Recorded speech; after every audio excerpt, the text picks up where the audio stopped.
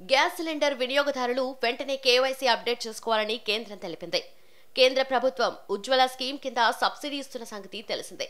దీని కింద కోట్లాది మంది సబ్సిడీ పొందుతున్నారు. అయితే ఇందులో ఎక్కువ శాతం కేవైసీ అప్డేట్ చేయని కనెక్షన్లు ఉన్నట్లు తెలుస్తోంది. ఈ క్రమంలోనే తప్పనిసరిగా కేవైసీ చేయించుకోవాలని అధికారులు చెబుతున్నారు. కేవైసీ పొందకపోతే ప్రభుత్వం ఇచ్చే సబ్సిడీ ఆగిపోతుంది.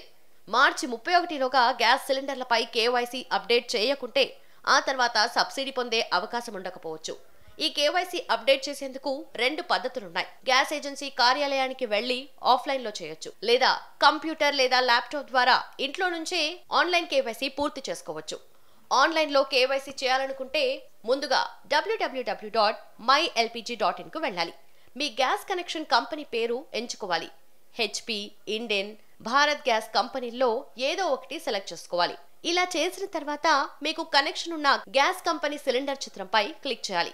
ఇప్పుడు ఎంచుకున్న గ్యాస్ కంపెనీ వెబ్సైట్ లో కేవైసీకి వెళ్ళండి. ఇక్కడ ఒక ఫామ్ ఓపెన్ అవుతుంది. దీంట్లో mobile number, customer number, LPG ID వంటివి పూరించాలి. తర్వాత ఆధార్ ధృవీకరణ ఓటీపీ మీ మొబైల్ నంబర్కు వస్తుంది. దానిని ఎంటర్ చేస్తే కేవైసీ పూర్తయినట్లే. గతేడాది ఆరంభంలో గ్యాస్ సిలిండర్ ధరలు భారీగా పెరిగిన సంగతి తెలిసిందే. రాఖీ పండుగ సందర్భంగా ప్రధాని నరేంద్ర మోదీ మహిళలకు శుభవార్త చెప్పారు.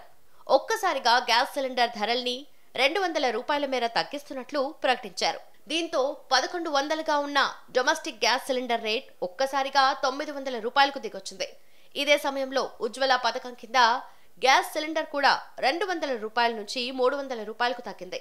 దీంతో వీరికి సిలిండర్ 600 రూపాయలకే అందుబాటులో ఉందన్నమాట.